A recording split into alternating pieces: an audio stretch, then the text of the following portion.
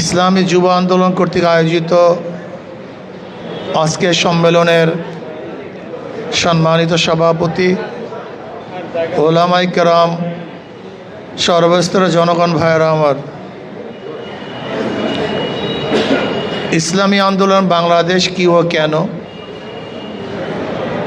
ইসলামী আন্দোলন বাংলাদেশের উদ্দেশ্য কি, নীতি কি, আদর্শ কি, তারা কি চায়, এই ব্যাপারে অবশ্যই আমাদেরকে জানতে হবে, বুঝতে হবে। ভাই সাউন্ড বক্স বাড়ায় দেন, পিছনের সাউন্ড বক্সটা বন্ধ করে দেন, সামনের সাউন্ড বক্স বাড়ায় দেন। অবশ্যই আমাদেরকে জানতে হবে, বুঝতে হবে। এক ব্যক্তির উদ্দেশ্য সম্পর্কে সে যদি না জানে, সে কাজে সফল হয় না। আমি কাজটা কেন করব, কি উদ্দেশ্যে করব,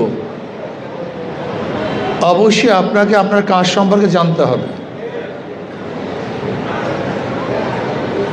আপনার মাকসাদ কি, উদ্দেশ্য কি, এ সম্পর্কে আপনাকে অবশ্যই বুঝতে হবে। একজন ব্যবসায়ীর মূল মাকসাদ, উদ্দেশ্য হলো ভালো ব্যবসা করা। একজন ছাত্রের ভালো মাকসাদ, উদ্দেশ্য ভালো রেজাল্ট করা, পড়াশোনা করা। একজন জেলের মাকসাদ, উদ্দেশ্য হলো অনেক বেশি মাছ আহরণ করা। একজন কৃষকের মূল মাকসাদ, উদ্দেশ্য হলো ভালো ফসল উৎপাদন করা। একজন মুসলমানের মূল উদ্দেশ্যটা কি, এটা নির্ধারণ করা উচিত। একজন মুসলমানের মূল উদ্দেশ্য হলো রেজা মাওলা। জোরে বলেন কি ভাই? আল্লাহ সন্তুষ্টি, এটা মূল। একজন মুমিনের মূল লক্ষ্য এবং উদ্দেশ্য হলো আল্লাহ সন্তুষ্টি, রেজা মাওলা। এই আল্লাহ পাকের সন্তুষ্টি অর্জনের জন্যই একজন মুমিন সব কিছু করে।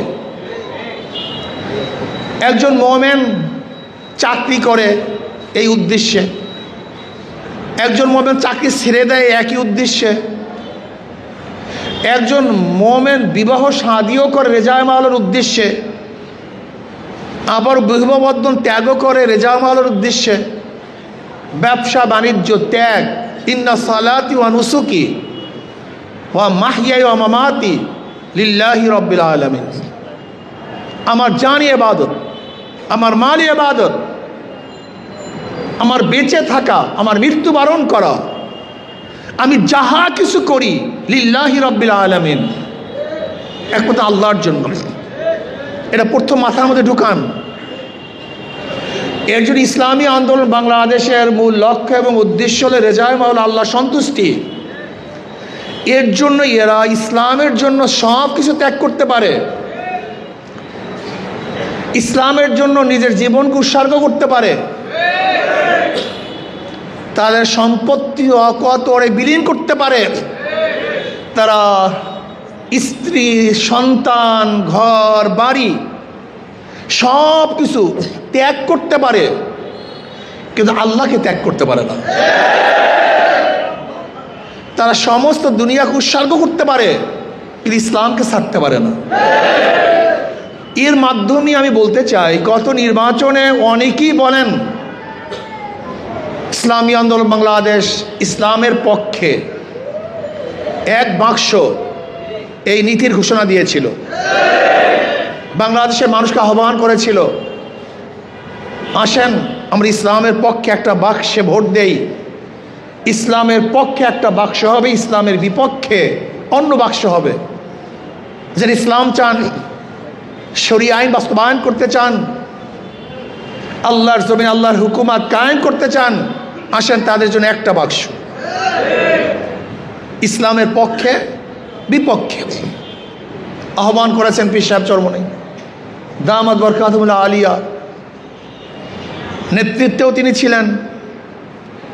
আহ্বানে অনেকে সাড়াও দিয়েছিলেন। আমাদের কাফেলা, আমাদের দল চলতেছিল মদিনার দিকে, বুক ভরা আশা নিয়ে রাস্তা ঝাঁপিয়ে পড়েছিল হাজারো লক্ষ মানুষ। বাংলাদেশ ইসলাম হুকুমাত কায়েম হবে, দীর্ঘদিন পর্যন্ত আমরা আশা করেছিলাম, অনেকে ত্যাগ করেছিলাম, জীবন দিয়েছিলাম এই আশায় ইসলাম হুকুমাত কায়েম হবে। ভালো একটা মৌকা, পরিবেশ সৃষ্টি হয়েছে, ইসলাম হুকুমাত কায়েম হবে। অনেকে সাড়াও দিয়েছিল, স্টিয়ারিংয়ে ছিলেন, নেতৃত্বে ছিলেন। বিশ্বাবুজুর চমনা দামাত বরকাতুল্লাহ আলিয়া উদ্যমের সাথে বরকতপূর্ণভাবে শরিয়া সম্মতভাবে আমাদের কাফেলা চলতেছিল মদিনার দিকে। কোথায় চলতেছিল? মদিনার দিকে। হঠাৎ দেখি স্টিয়ারিং ছিনতাই হয়ে গেছে। স্টিয়ারিং বিশ্বাস চরমনায় নাই, ছিনতাই হয়ে গেছে।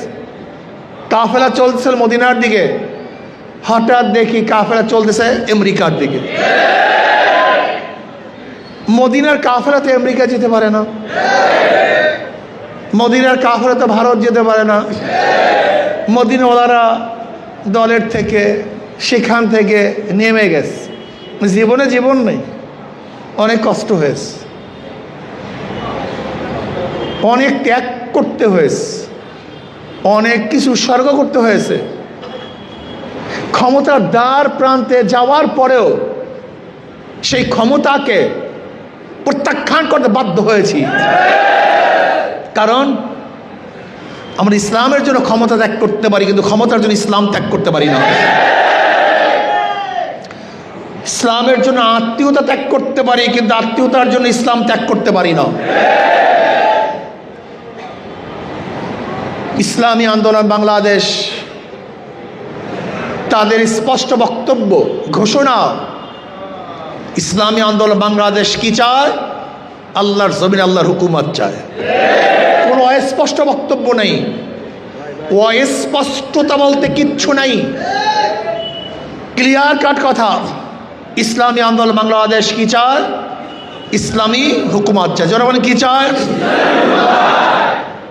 কবে হবে জানি না, হবেও কিনা জানি না, সম্ভব কিনা জানি না, অসম্ভব কিনা তাও জানি না, আমার জীবদ্দশায় দেখব কিনা তাও জানি না, কবে সম্ভব তাও জানি না। কিন্তু আজকে হোক কালকে হোক, আমার জীবন দশা হোক অথবা নাই হোক, অথবা কোনোদিন না হোক, ইসলামী আন্দোলন বাংলাদেশ তাদের নীতি আদর্শ, তাদের উদ্দেশ্য আকাঙ্ক্ষা, বাংলাদেশ ইসলাম হুকুমাত কায়েম হবে। যে ইসলাম হুকুমাতের মাধ্যমে জুলুম থাকবে না, অত্যাচার থাকবে না, অবিচার থাকবে না, অবৈধ খুন হবে না, আমার মা বোনেরা ধর্ষিতা হবে না, ঘুষ থাকবে না, যেখানে থাকবে না কোনো অত্যাচার, অবিচার, সাম্যতা সৃষ্টি হবে, গরিবের অধিকার প্রতিষ্ঠিত হবে, প্রত্যেক মা বোনের ইজ্জত রক্ষা করা হবে।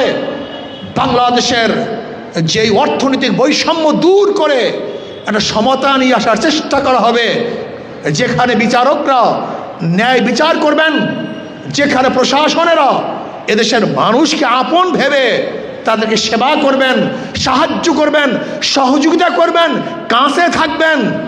প্রশাসনের সাথে জনগণের সাথে যে সম্পর্ক, প্রশাসন নিরাপত্তার জন্য, জনগণের সাহায্যের জন্য, সহযোগিতার জন্য, সেই চরিত্র তারা ফিরে আসবে। বাংলাদেশ থেকে লক্ষ হাজার কোটি টাকা পাচার হবে না, আঙ্গুল ফুলে হঠাৎ করে কেউ চুরি করে কলা গাছ হতে পারবে না, কেউ 10 তলার কেউ নিচতলায়। এই বৈষম্য আস্তে আস্তে কমে যাবে। বিকলাঙ্গ, অন্ধ, খোড়া, যারা নিজেরা চলতে পারে না, কামাই করতে পারে না, সরকার তাদের দায়িত্ব গ্রহণ করবে। বাংলাদেশের 5টি মৌলিক অধিকার, চিকিৎসা, শিক্ষা, অন্ন, বস্ত্র, বাসস্থানের গ্যারান্টি দেওয়া হবে। আমাদের মজদুরদের ন্যায্য অধিকার প্রতিষ্ঠিত করা হবে। যেখানে বাংলাদেশের প্রত্যেকটা টাকা, বরাদ্দকৃত টাকা জনগণের জন্যই ব্যয় করা হবে, আত্মসাৎ হবে না। ইসলাম হুকুমাতের মাধ্যমে সুন্দর একটা দেশ আমরা সৃষ্টি করতে চাই, দেখতে চাই, যেখানে মানুষের মধ্যে মহাব্বত থাকবে, ভালোবাসা থাকবে, স্বার্থের জন্য দেশকে বিক্রি করবে না, নিজের দেশের স্বার্থের বাহিরে শুধু দলীয় এবং নিজের ব্যক্তিগত স্বার্থের জন্য অন্য কোনো দেশের সাথে চুক্তি করবে না। বাংলাদেশ স্বয়ংসম্পূর্ণ হবে, অস্ত্রে স্বয়ংসম্পূর্ণ হবে, ট্যাঙ্কে স্বয়ংসম্পূর্ণ হবে, বিমানে রকেটে স্বয়ংসম্পূর্ণ হবে, মিসাইলে স্বয়ংসম্পূর্ণ হবে। বাংলাদেশের দিকে কেউ আঙ্গুল তুলতে সাহস পাবে না। এরকম এক শক্তিশালী রাষ্ট্র গঠন করতে চাই। আমাদের সৈনিকরা সাহস নিয়ে ঝাঁপিয়ে পড়বে শত্রুর মোকাবেলায়, যেখানে আমাদের মিসাইল থাকবে, ড্রোন থাকবে, আধুনিক ফাইটার থাকবে, যেখানে থাকবে রণতরী। বাংলাদেশের মানুষ ত্যাগী। আমি বিশ্বাস করি প্রতিরক্ষা মন্ত্রণালয়ের জন্য বাংলাদেশের জনগণ প্রয়োজনে 1 বছরের গোটা বাজেট, 1 বছরে আমরা রাস্তার উন্নয়ন করব না, অন্য কোনো উন্নয়ন করব না, অন্য কোনো উন্নয়নের দরকার নয়। বাংলাদেশের প্রতিরক্ষা মন্ত্রণালয়কে শক্তিশালী করার জন্য প্রয়োজনে আমরা 1 বছরের বাজেট প্রতিরক্ষা মন্ত্রণালয়ের জন্য করব। সেই বাজেট দ্বারা আমরা অস্ত্র ক্রয় করব, বাংলাদেশের প্রতিরক্ষা মন্ত্রণালয় শক্তিশালী করব, আর্মি বাহিনীকে, বিমান বাহিনীকে, নৌবাহিনীকে শক্তিশালী করব। আমরা নিজের পায়ে দাঁড়াবো। আমাদের দিকে কেউ রক্ত চক্ষু তাকাবে, ওই রক্ত চক্ষু উপড়ে ফেলবে ইনশাআল্লাহ। এই শক্তিশালী রাষ্ট্র করতে চাই। তাবেদার, চাটুকার, নত জানু এরকম কোনো রাষ্ট্রের শাসক আমরা দেখতে চাই না। এরকম কোনো জনগণ বাংলাদেশে দেখতে চাই না। আজকে দেখবেন আমাদের শত্রুদের দালালরা, তারা বারবার টক শুতে বলবে আমরা কাদের সাথে যুদ্ধ করব, এত বিমানের প্রয়োজন কি? দেখবেন ওই দালালরা, ওই আমাদের শত্রুদের দালালরা টক শুতে বলবে এত বিমানের প্রয়োজন কি, এত ট্যাঙ্কের প্রয়োজন কি, মিসাইলের প্রয়োজন কি, ড্রোনের প্রয়োজনটা কি, কাদের সাথে যুদ্ধ করব, ওদের সাথে পারবো? সম্ভব? হ্যাঁ, ওদের এত শূন্য, এত ট্যাঙ্ক, এত কিছু। আমি বারবার বলেছি ভারতের ট্যাঙ্ক আছে, বিমান আছে, সৈন্য আছে, আধুনিক অস্ত্রপাতি আছে, ওদের মধ্যে ঈমান নাই। ওদের মধ্যে ঈমান নাই, ঈমানি শক্তি ওদের মধ্যে নাই।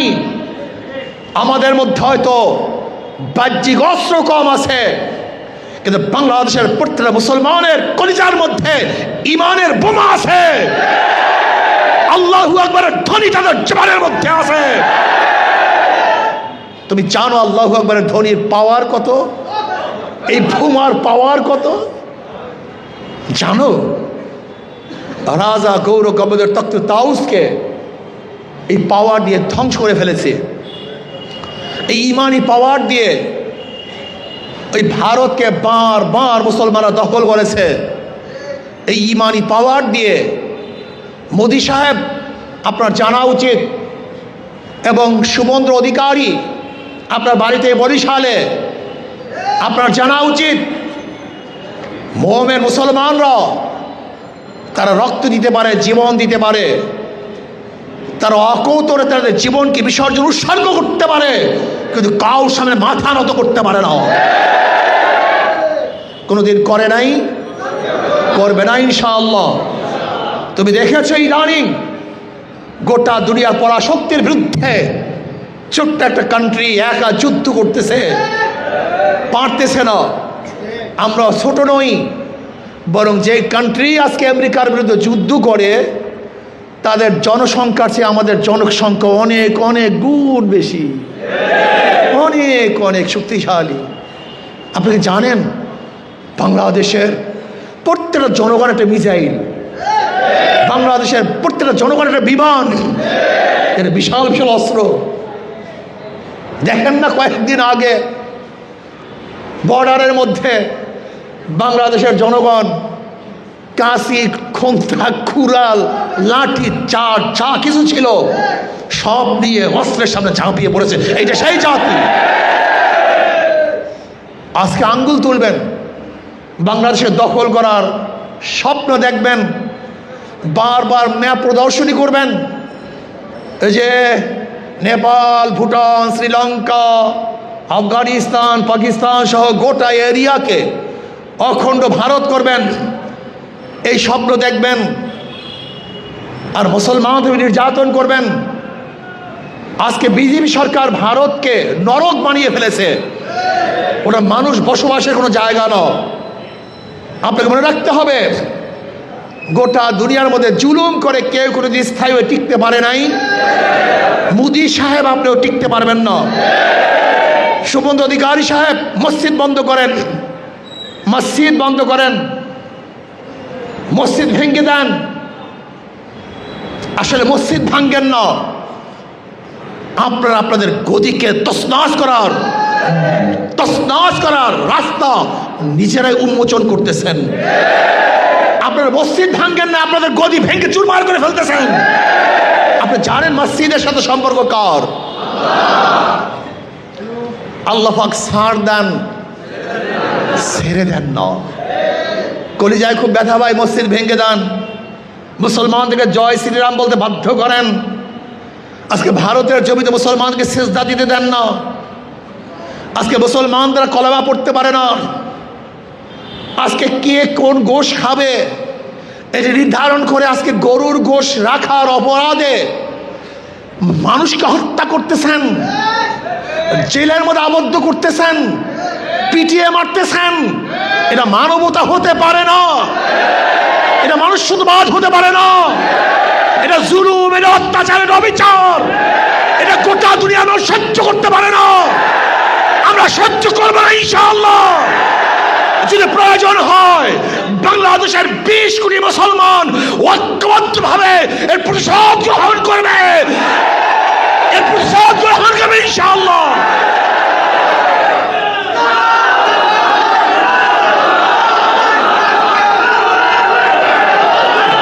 এই 20 কোটি মুসলমানকে ওই কাটা তারার বেড়া দিয়ে আমাদেরকে আটকিয়ে রাখতে পারবেন না। পারে নাই, কেউ পারবেন না। যদি 20 কোটি মুসলমান, 18 কোটি মুসলমান মার্চ করে, পারবেন না। আমরা সব দেখতেছি, সহ্য করতেছি। যদি ডাক দেওয়া হয় ভারতের দিকে লং মার্চ করা হবে, ভারতের দিকে লং মার্চ করা হবে।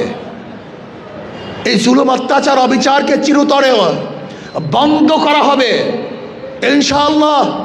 যদি বাংলাদেশের মুসলমানদেরকে ডাক দেওয়া হয় এই জুলুম, অত্যাচার, অবিচারের বিরুদ্ধে, খুন খারাপি, ধর্ষণের বিরুদ্ধে, আমরা সবাই মার্চ করতে রাজি আছি ইনশাআল্লাহ।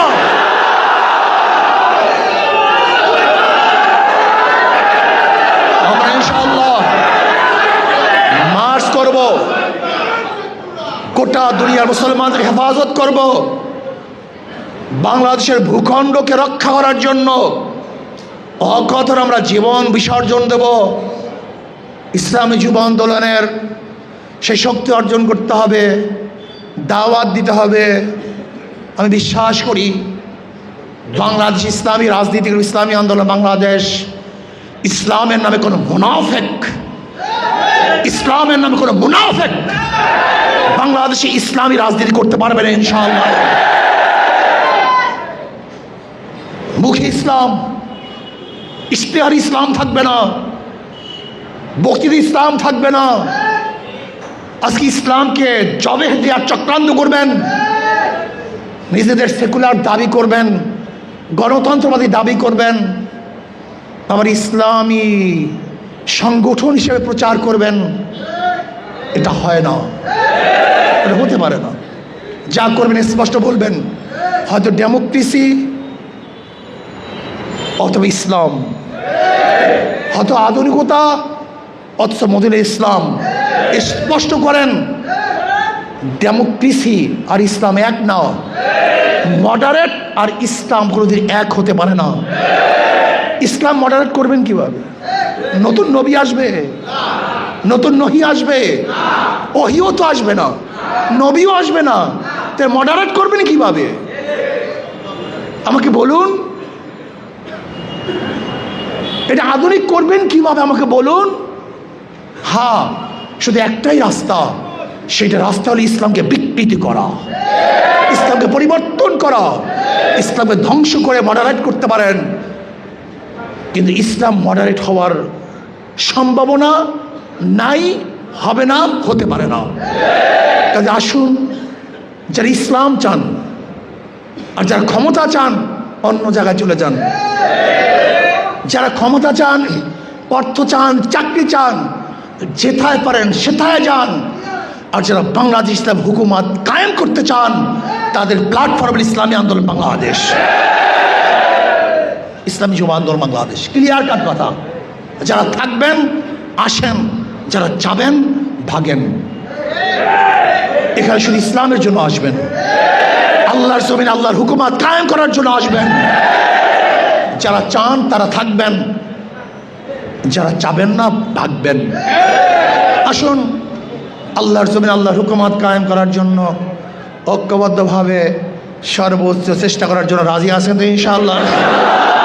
আল্লাহ আমাকে আমাদের সবাইকে আল্লাহর জমিন আল্লাহর হুকুমত কায়েম করার জন্য চেষ্টা করার তৌফিক দান করেন। আমা আলাইনা ইল্লাল বালাগ। আসসালামু আলাইকুম। আল্লাহুম্মা